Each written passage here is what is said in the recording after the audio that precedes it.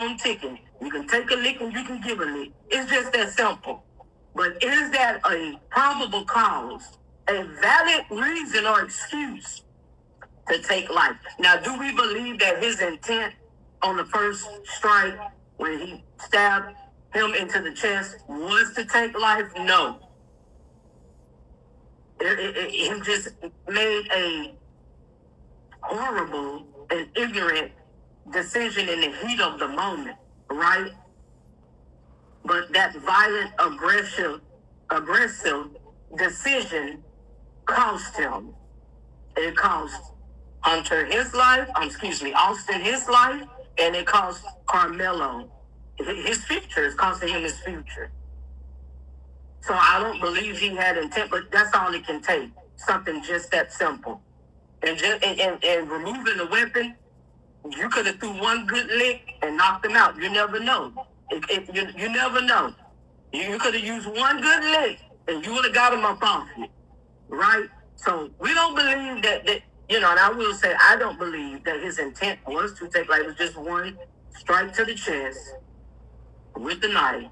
But at the same time, there was intent to do physical bodily harm without a shadow of a doubt. And no weapon was drawn out on you, so why did you feel the need to draw out a weapon on him? All right? So let's continue to fact check the content. Really on both sides. But what I would say is that he doesn't necessarily have a very strong argument there for self-defense. Hopefully his defense counsel has something that they're going to be talking about in trial that we haven't heard yet. But based off of just what the law is right now, you have, as self-defense, you have to bring equal force to whatever it is that is assaulting you or that you are presented with. So if someone is pushing you, you don't necessarily have the liberty to go back and shoot them with a gun or stab them with a knife, right? Equal force for pushing would be back with your hands, right? That is equal force. And so equal force is a very important factor. It's mandatory. That's what I mean by matching energy, right? So if they fighting dirty, then you got a right to fight dirty. In other words, if they had to jump you, then you had a right.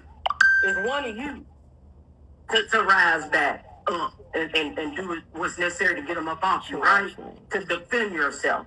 So it's called equal force. Or again, I'm going to use the same illustration if it's a female or if it's a woman.